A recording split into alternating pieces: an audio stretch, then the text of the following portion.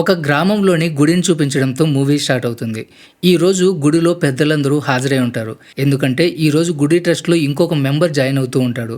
అందరూ ఆ వ్యక్తికి ట్రస్ట్ సభ్యుడైనందుకు ఊరి ఆచారం ప్రకారం స్వాగతం చెప్తూ ఉంటారు. వాళ్ళలో ఆ ఊరి పెద్దయిన హరిశంకర్ అనే వ్యక్తి కూడా ఉంటాడు. హరీష్ ఆ వ్యక్తితో ఈ సందర్భాన్ని పురస్కరించుకొని గుడిలో పెద్దగా పూజ చేస్తే ఊరి జనం అందరూ కూడా చాలా సంతోషంగా ఫీల్ అవుతారు అని చెప్తాడు. హరీష్ చెప్పింది విని మిగతా ట్రస్ట్ సభ్యులందరూ కూడా పూజ జరిపించేందుకు ఒప్పుకుంటారు.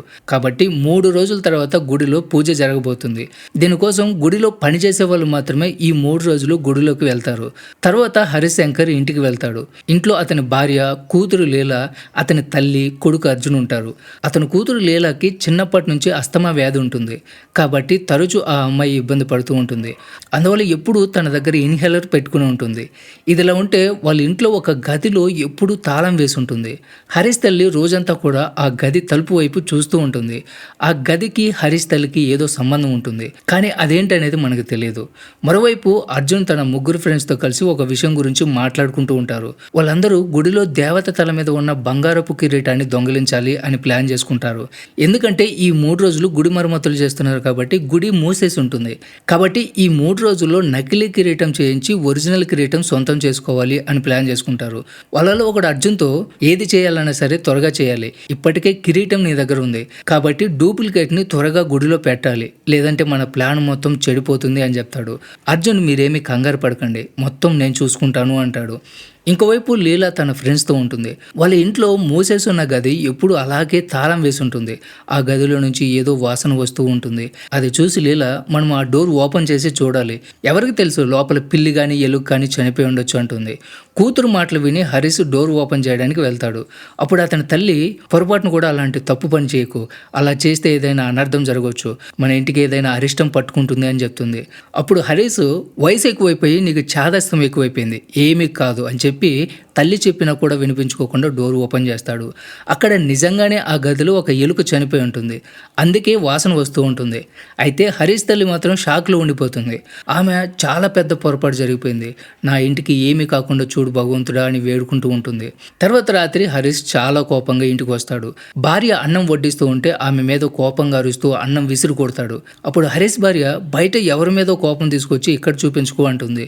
నీకు కోపం వస్తే మాత్రం అన్నం విసిరి కొట్టే అవసరం ఏంటి అంటుంది. ఆ మాట విని అతనికి ఇంకా కోపం ఎక్కువైపోతుంది.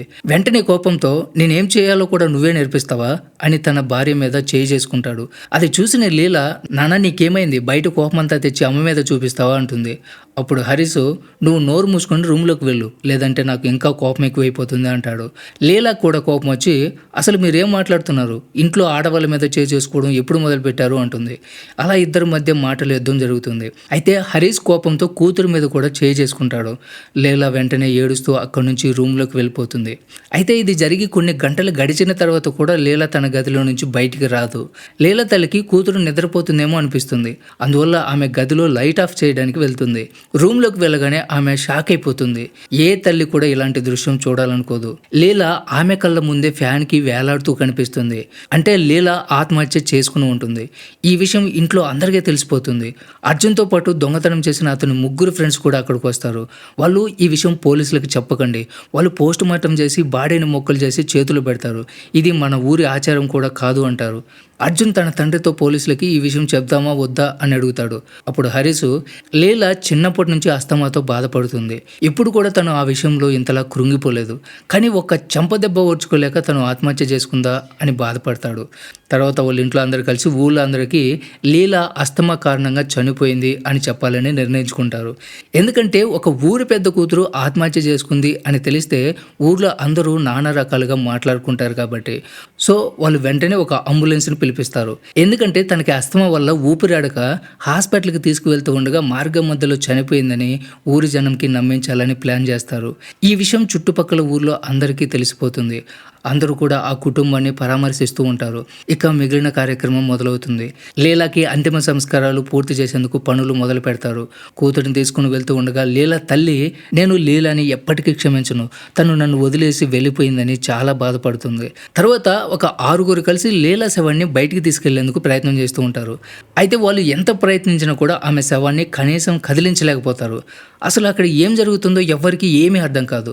అదే సమయంలో లీలా శవం ఒక్కసారిగా కదులుతుంది. అందరూ దెబ్బకు భయపడి బయటికి పారిపోతారు. బయట ఉన్న వాళ్ళు లోపల దెయ్యముందా ఏంటి అందరూ అలా పరిగెడుతున్నారు అంటారు. దానికి వాళ్ళు లోపల శవం కదులుతుంది, చనిపోయిన తర్వాత కూడా తన ఆత్మ శరీరంలోనే ఉంది అని చెప్తారు. కానీ ఎవరికి ఆ విషయం మీద నమ్మకం కలగదు. కాబట్టి ఇంకా కొంతమంది లోపలికి వెళ్తారు. వాళ్ళు లోపలికి వెళ్ళగానే లీలా శరీరం లేచి కూర్చుంటుంది. ఆ సీన్ చూడగానే లోపలికి వెళ్ళిన వాళ్ళ ప్యాంట్లు భయంతో ఉచ్చపోసుకొని తడిసిపోతాయి. ఇంకా బయట ఉన్న వాళ్ళు ఎవరు కూడా లోపలికి వెళ్ళడానికి సాహసం చేయరు. లోపల ఏదో జరుగుతుందని భయపడతారు. ఇక ఊర్లో జనమందరూ కూడా లీలా ఇంటి దగ్గరే ఉంటారు. అసలు శవం ఎలా లేచి కూర్చుంటుంది అనుకుంటారు. లీలా ఫ్యామిలీ మెంబర్స్ చాలా కంగారు పడిపోతూ ఉంటారు. అయితే అర్జున్ తన ఫ్రెండ్స్ ఇప్పుడు కూడా ఆ బంగారపు కిరీటం గురించి ఆలోచిస్తూ ఉంటారు. అర్జున్ తన ఫ్రెండ్స్తో మీరేమీ కంగారు పడకండి, నేను అసలు కిరీటాన్ని మా ఇంట్లోనే దాచిపెట్టాను అని చెప్తాడు. తర్వాత దాన్ని అమ్ముకుని అందరం పంచుకుందామంటాడు. నిజానికి హరీష్ లీలాని కొట్టిన తర్వాత అర్జున్ ఇంటికి వచ్చాడు. అప్పుడు ఇంట్లో ఆ కిరీటాన్ని ఎక్కడ దాచాలి అని ఆలోచించి ఎప్పుడు కూడా వాళ్ళ ఇంట్లో తాళం వేసి ఉండే ఆ గదిలో కిరీటాన్ని దాచిపెడతాడు. ఆ తర్వాతే లీలా ఆత్మహత్య చేసుకుంది. అసలు లీలా చనిపోవడానికి కారణం ఏంటి అనేది ఇప్పటికీ తెలియదు. ఇంకోవైపు ఊర్లో మహిళలందరూ కూడా అసలు లీలా డెడ్ బాడీకి ఏమైంది అని మాట్లాడుకుంటూ ఉంటారు. అప్పుడు ఒక మహిళ, ఇంతకుముందు కూడా ఒక మహిళ సడన్గా చనిపోయినప్పుడు ఆమె శవం కూడా ఇలాగే అయింది. అప్పుడు వాళ్ళు ఒక స్వామీజీని పిలిపించి చేయించారు. ఆ టైంలో ఆ మహిళ శరీరంలో ఏదో ఆత్మ ఆవహించిందని తెలిసింది. ఆ ఆత్మ ఆ మహిళ అంతిమ సంస్కారాలు చేయకుండా అడ్డుకుంది. ఇప్పుడు లీలా విషయంలో కూడా ఇలాగే జరిగి ఉండొచ్చు అంటుంది. కాబట్టి మనం ఒక స్వామీజీని పిలిపించాలి అంటారు. అయితే ఇంకొంతమంది ఎవరైనా కోరికలు తీరకుండా చనిపోతే వాళ్ళ ఆత్మ అక్కడే తిరుగుతూ ఉంటుంది. వాళ్ళ కోరికలు నెరవేరే వరకు ఇలాగే అంతిమ సంస్కారాలు చేయించకుండా అడ్డుకుంటూ ఉంటుంది అంటారు. అయితే అందరూ అనుకున్నట్టుగానే ఒక స్వామీజీని పిలిపిస్తారు. స్వామీజీ ఇంట్లోకి వెళ్ళి పవిత్ర జలాన్ని ఇంట్లో చల్లుతూ ఉంటాడు. అయితే అప్పుడు ఏదో అదృశ్య శక్తి అతని మీద దాడి చేస్తుంది. ఆ స్వామీజీ కూడా ఉచ్చపోసుకుని అక్కడి నుంచి బయటికి పారిపోతాడు. బయట ఉన్న వాళ్ళతో ఇది సాధారణమైన ఆత్మ కాదు, ఎవరు కూడా దాని నుంచి తప్పించుకోలేరు అని చెప్తాడు. ఇదంతా చూసి అర్జున్ భార్య అర్జున్తో, మనం లీలా ఆత్మతో చనిపోలేదు, ఆత్మహత్య చేసుకొని చనిపోయింది అని చెప్పేయాలి అంటుంది.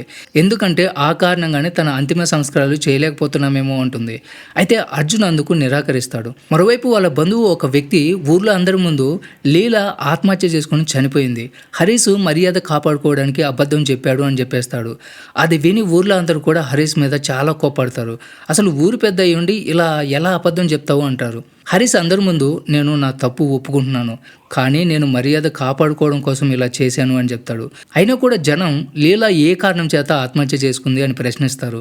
అప్పుడు హరీష్, అందరూ ఇలా ఆలోచిస్తారని నేను అబద్ధం చెప్పాల్సి వచ్చిందని బాధపడతారు. అది చూసి ఆ ఊర్లో అందరూ కూడా అతను అర్థం చేసుకుని, నీ స్థానంలో మేమున్నా కూడా ఇలాగే చేస్తామని క్షమించేస్తారు. ఈలోగా లీలా ఆత్మహత్య విషయం తెలిసి పోలీసులు కూడా అక్కడికి వచ్చేస్తారు. పోలీసులు ఊరి జనంతో, ఇది ఆత్మహత్య అని మీరు నిర్ణయానికి రాకూడదు, అది మేము చెప్పాలి, ఎందుకంటే అది హత్య కూడా అయ్యే అవకాశం ఉంది అంటారు. కాబట్టి మేము ఇప్పుడు ఇల్లంతా పరిశీలించిన తర్వాతే అంతిమ సంస్కారాలు పూర్తి చేయాలి అని చెప్తారు. ఇప్పుడు పోలీసులు ఇంట్లోకి వెళ్ళి అన్ని పరిశీలిస్తూ ఉంటారు. అయితే వాళ్ళ మీద ఎటువంటి శక్తి కూడా దాడి చేయదు. తర్వాత పోలీసులు ఊర్లో జనాన్ని కొంతమందిని లోపలికి పిలిచి ఆ డెడ్ బాడీని అంబులెన్స్లో ఎక్కించమని చెప్తారు. ఈసారి నలుగురు వచ్చి మంచంతో సహా లీలా డెడ్ బాడీని బయటికి తీసుకెళ్లే ప్రయత్నం చేస్తారు. అయితే ఇప్పుడు వాళ్ళు ఎత్తి పట్టుకున్న మంచం కూడా విరిగిపోతుంది. ఆ తర్వాత లీలా శవం లేచి నిలబడుతుంది. ఈ సీన్ చూడడానికి చాలా చాలా భయంకరంగా ఉంటుంది. ఊరి జనం అందరూ కూడా మళ్ళీ భయపడి పారిపోతారు. పోలీసులు కూడా ఇది చూసి షాక్ అయిపోతారు. అయితే వాళ్ళ పని వాళ్ళు చేయాలి కాబట్టి పోలీసులు లీలా చివరిసారిగా ఎవరితో ఫోన్ మాట్లాడిందో తెలుసుకునేందుకు ఆమె కాల్ లిస్టు తెప్పిస్తారు. నెక్స్ట్ సీన్లో వేరే ఊరు నుంచి ఒక మహిళ వస్తుంది. ఆమె ఈ శవాన్ని బయటికి తీసుకొచ్చి ఎలా అంతిమ సంస్కారాలు పూర్తి చేయాలో నాకు తెలుసు అంటుంది. ఆమె చెప్పిన విధంగా చేసేందుకు ఆమె అడిగిన వస్తువులు తీసుకొస్తారు. ఆ మహిళ కార్యక్రమం మొదలుపెట్టిన వెంటనే వాళ్ళు బయట వేసిన టెంట్ కూడా విరిగిపోతుంది. ఆ టెంట్ కింద కూర్చున్న చాలామంది గాయపడతారు. ఆ మహిళ తెప్పించిన వస్తువులన్నీ కూడా నేలపాలైపోతాయి. దీన్ని బట్టి లీలా వాళ్ళకి ఏదో చెప్పే ప్రయత్నం చేస్తుందని అర్థమవుతుంది. లీలా చెప్పాలనుకున్న విషయం అందరికీ చెప్పేదాకా ఎవరు ఎన్ని చేసినా కూడా ఆమె అంతిమ సంస్కారం చేయడం కుదరదు. తర్వాత వాళ్ళలో గోపి అనే వ్యక్తి కూడా ఉంటాడు. లీలాకి ఇలా జరగడం నేనే కారణం, నేనే లీలా గురించి హరీష్కి అబద్ధం చెప్పాను అంటాడు. అది విని హరీష్ కోపంతో ఇంటికి ఇంటికెళ్ళి లేలని కొట్టుంటాడు.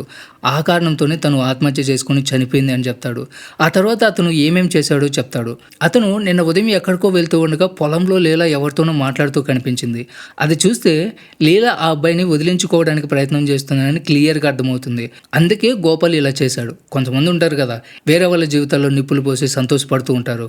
గోపాల్ కూడా అలాంటి వాడే. కాబట్టి గోపాల్ హరీష్ దగ్గరికి వెళ్ళి, నీ కూతురు ఎవరో అబ్బాయితో పొలంలో సరసాలాడుతుంది, నువ్వేమో ఊరి పెద్దవి, ఈ విషయం బయటికి తెలిస్తే నీ పరువు ఏమైపోతుంది, కాబట్టి ఈ విషయం నీ చెయ్యి దాటిపోకముందే పరిష్కరించుకో అని చెప్తాడు. ఇది విని హరీష్కి చాలా కోపం వస్తుంది. ఆ కోపంతోనే ఇంటికి వెళ్ళి లీలాను కొట్టుంటాడు. అందువల్ల గోపాల్ లీలా శవం దగ్గరికి వెళ్ళి ఆమె కాళ్ళు పట్టుకొని క్షమాపణ అడుగుతాడు. అందరికీ లీలా ఇదే చెప్పాలనుకుంటుంది అని అనిపిస్తుంది. అయితే ఇప్పుడు కూడా ఆమె అంతిమ సంస్కారాలు ఎవ్వరూ పూర్తి చేయలేకపోతారు. అంటే లీలా చెప్పాలనుకున్న విషయం ఇప్పటికీ బయటికి రాలేదని క్లియర్గా అర్థమవుతుంది. ఇంకోవైపు అర్జున్ ఫ్రెండ్స్ మనం దేవత కిరీటాన్ని దొంగలించినందుకే దేవత రూపం లీలాలోకి ప్రవేశించిందని, తిరిగి మళ్ళీ ఆ కిరీటాన్ని దేవత దగ్గర పెట్టే వరకు లీలా అంతిమ సంస్కారాలు పూర్తి చేయడం కుదరదని మాట్లాడుకుంటూ ఉంటారు. కాబట్టి అర్జున్ వదిలేసి మిగతా ఫ్రెండ్స్ అవకాశం దొరికినప్పుడు ఆ కిరీటాన్ని తీసుకెళ్ళి మళ్ళీ అదే ప్లేస్లో పెట్టాలని నిర్ణయించుకుంటారు. అలా చేయడం వల్ల దేవత తన మీద కోపం చూపించదు అనుకుంటారు. మరోవైపు పోలీసులకి లీలా చివరిసారిగా అన్బు అనే అబ్బాయితో మాట్లాడిందని తెలుస్తుంది. అది కూడా 35 నిమిషాలు. పోలీసులకి ఆ అబ్బాయి అడ్రస్ వివరాలు దొరుకుతాయి. ఆ అబ్బాయిది పక్క ఊరు. ఇంకోవైపు ఊర్లో జనం లీలా ఫ్రెండ్స్ని తనకి వేరే ఎవరితో అయినా పరిచయం ఉందా అని అడుగుతూ ఉంటారు. ఆ అమ్మాయిలు లీలాకి అన్బు అనే అబ్బాయితో పరిచయం ఉంది అని చెప్తుంది. అప్పుడు అందరూ అతన్ని వెతకడానికి వెళ్తారు. ఊరి జనం ఆ అబ్బాయి ఏదైనా చేయడం వల్ల లీలా ఇలా చేసుకుని ఉండొచ్చు అనుకుంటారు. ఎందుకంటే కేవలం తండ్రి కొట్టాడని ఎవరు ఆత్మహత్య చేసుకోరు కదా అనుకుంటారు. మరోవైపు పోలీసులు ఊరి జనంతో అసలు ఆ అబ్బాయి ఏం చేశాడో తెలుసుకునే బాధ్యత మాది, చట్టాన్ని మీ చేతిలోకి తీసుకోకూడదు అంటారు. తర్వాత ఆ పోలీసులు ఆ అబ్బాయి కోసం కొంతమంది ఊరి జనాన్ని తీసుకుని ఆ అబ్బాయి ఊరికి వెళ్తారు. ఆ అబ్బాయి ఏడుస్తూ చాలా బాధపడుతూ ఉంటాడు. ఎందుకంటే లీలాని ఎంతగానో ప్రేమించడం వల్ల ఆమె చనిపోయిందని తెలిసి తట్టుకోలేకపోతాడు. పైగా చివరిసారిగా లీలాని చూడాలి అనుకుంటున్నాడు. కానీ వాళ్ళ ఇంట్లో వాళ్ళందుకు ఒప్పుకోరు. ఎందుకంటే లీలా చనిపోయినందుకు వాళ్ళు కోపంతో అన్బుని ఏదైనా చేస్తారేమో అని భయపడుతూ ఉంటారు. అయితే అన్బు తండ్రి కొడుకు పరిస్థితి చూసి ఆ అబ్బాయిని లీలా దగ్గరికి తీసుకుని వెళ్తాడు. వాళ్ళు ఇంటి నుంచి బయలుదేరి వెళ్ళగానే పోలీసులు అక్కడికి వచ్చేస్తారు. వాళ్ళకి ఇప్పుడే వాళ్ళు లీలా దగ్గరికి వెళ్ళారని తెలుస్తుంది. ఇక్కడ కొంత సమయం ముందు జరిగిన సీన్ చూపిస్తారు. లీలా అన్బుతో ఇద్దరు కలిసి ఒక ప్లేస్లో మాట్లాడుతూ ఉంటారు. లీలాకి అన్బు అంటే చాలా ఇష్టం. అన్బు తక్కువ కులానికి చెందినవాడు, లీలా పెద్ద కులానికి చెందిన అమ్మాయి, పైగా ఊరి పెద్ద మనిషి కూతురు. ఈ కారణం చేతనే లీలా ఇంట్లో వాళ్ళకి తన ప్రేమ విషయం చెప్పలేదు. ఎవరికైనా ఈ విషయం తెలిస్తే హరీష్ తక్కువ కులానికి చెందిన వాడికి పిల్లనిచ్చి పెళ్లి చేశాడని హరీష్ పరువు పోతుంది. అందుకే లీలా ఎవరికి చెప్పకుండా అన్బుతో ఊరు వదిలేసి పారిపోయి ఎక్కడైనా హాయిగా అతనితో కలిసి బ్రతకాలనుకుంటుంది. అయితే అన్బు అందుకు సిద్ధంగా లేడు. అతను అదే ఊర్లో ఉండాలని అనుకుని సిటీలో ఉన్న ఉద్యోగం వదిలేసి గ్రామంలో చిన్న చిన్న పనులు చేసుకుంటూ ఉన్నాడు. ఈ విషయంలో లీలా చాలా కోపంగా ఉంటుంది. అన్బు ఆమెతో క్లియర్గా మనం ఇద్దరం కలిసి ఉండాలంటే ఇక్కడే ఉండాలి, నేను ఎప్పుడు ఊరు వదిలేసి రాను అని చెప్తాడు. ఆ తర్వాతే లీలా చనిపోయింది. ఇప్పుడు ఊరు వదిలేసి లీలా శవం దగ్గరికి వెళ్ళి, నువ్వు ఇప్పుడు ప్రపంచంలో ఏ మూలకు వెళ్దామని చెప్పు, అక్కడికి వస్తాను అంటాడు. అయితే ఇప్పుడు ఈ మాట చెప్పి ఎటువంటి ఉపయోగం లేదు. ఎందుకంటే ఇప్పటికే చాలా ఆలస్యం అయిపోయింది. బయట హరీష్ తల్లి ఊరి జనంతో, నేను హరీష్తో ఆ గది తలుపులు తీయకు అని చెప్పాను, కానీ హరీష్ నా మాట వినిపించుకోకుండా ఆ గది తలుపులు తీశాడు. నా అక్క ఆత్మ తనని ఆవహించింది. ఎందుకంటే నా అక్క కూడా అదే గదిలో ఆత్మహత్య చేసుకుంది. ఏ రోజైతే ఆ తలుపులు తీశారో అదే రోజు లీలా ఆత్మహత్య చేసుకుంది అని చెప్తుంది. తర్వాత ఆమె తన అక్క బట్టలు తీసుకుని వెళ్ళి లీలా డెడ్ బాడీ మీద వేసి, నువ్వు ఈ అమాయకురాలైన అమ్మాయిని ఇబ్బంది పెట్టుకో, తనని వదిలే, తను ఏ తప్పు చేయలేదని చెప్తుంది. అయినా కూడా ఎటువంటి ప్రయోజనం లేదు. ఇప్పుడు కూడా లీలా శవం అంతిమ సంస్కారాలు చేయించుకోవడానికి సిద్ధంగా లేదు. అందరూ లీలా శవాన్ని బయటికి తీసుకురావడానికి ప్రయత్నం చేస్తూ ఉన్నప్పుడు అర్జున్ ఫ్రెండ్స్ అవకాశం చూసి లోపలికి వెళ్ళి కిరీటం తీసుకుని బయటికి వెళ్ళిపోతారు. వాళ్ళు కిరీటాన్ని గుడిలో పెట్టడానికి వెళ్తూ ఉండగా వాళ్ళలో ఒకడి భార్య ఆ కిరీటం తీసుకుని వెళ్ళడం చూస్తుంది. అది చూసి వాళ్ళందరూ కలిసి ఏం ప్లాన్ చేస్తారో అర్థం చేసుకుంటుంది. ఎంత దాచినా చివరికి ఈ విషయం కూడా బయటపడిపోతుంది. ఇంకోవైపు పోలీసులు అన్బుతో, నువ్వు ఈ కేసు విషయంలో స్టేషన్కి రావాలంటారు. ఎందుకంటే చివరిసారి నువ్వే ఆమెతో 35 నిమిషాలు ఫోన్లో మాట్లాడావు అంటారు. అప్పుడు అబ్బాయి లేదు 35 నిమిషాలు నేను మాట్లాడలేదు, 5 నిమిషాల్లోనే ఫోన్ కట్ అయిపోయింది అంటాడు. లేలా ఎప్పుడు కూడా నా ఫోన్ కాల్స్ రికార్డ్ చేస్తుంది, కావాలంటే మీరు ఆ మొబైల్ చెక్ చేయండి అని చెప్తాడు. అప్పుడు పోలీసులు లేలా ఫోన్ లాక్ ఓపెన్ చేయించి రికార్డింగ్ చెక్ చేస్తారు. ఆ రికార్డింగ్ ఆధారంగా అసలు ఏం జరిగిందో మనకు చూపిస్తారు. నిజానికి లేలా అన్బుతో ఫోన్లో మాట్లాడుతూ ఉన్నప్పుడు అన్బు తను చెప్పిన దానికి ఒప్పుకోకపోవడంతో లేలా ఫోన్ మంచం మీద విసిరేస్తుంది. అప్పుడు ఫోన్ దిండి కింద పడిపోయి ఉంటుంది. అవతల వైపు నుంచి సౌండ్ రాకపోవడం వల్ల ఫోన్ పక్కకు పడేసి వేరే గదిలోకి వెళ్ళిపోతాడు. అయితే రికార్డింగ్ ఇప్పుడు కూడా ఆన్లోనే ఉంటుంది. అదే సమయంలో అర్జున్ లీలా గదిలోకి వస్తాడు. ఆ సమయంలో అర్జున్ ఫుల్గా తాగేసి ఉంటాడు. అతను వాళ్ళిద్దరూ మాట్లాడుకోవడం వినేసి ఉంటాడు. అర్జున్ లీలాతో తక్కువ జాతి వాడితో ప్రేమాయణం నడుపుతున్నావు, మనం వంశపరువు తీస్తావా, ఇప్పుడే వెళ్ళి వాడితో బ్రేకప్ చేసుకో, లేదంటే మంచిగా ఉండదు అని చెప్తాడు. లీలా అందుకు నేను ఈ ఊర్లో ఉండాలనుకోవడం లేదు, నా ఇంట్లో వాళ్ళే ఇలా ఆలోచిస్తున్నారు, ఇంకా బయట వాళ్ళు ఎలా మాట్లాడుకుంటారో నేను ఊహించగలను, ఇప్పటికే చాలా ఆలస్యం అయిపోయింది, ఇప్పుడే నేను అన్బుని ప్రేమిస్తున్నాను అని ప్రపంచానికి తెలిసేలా చేస్తాను అంటుంది.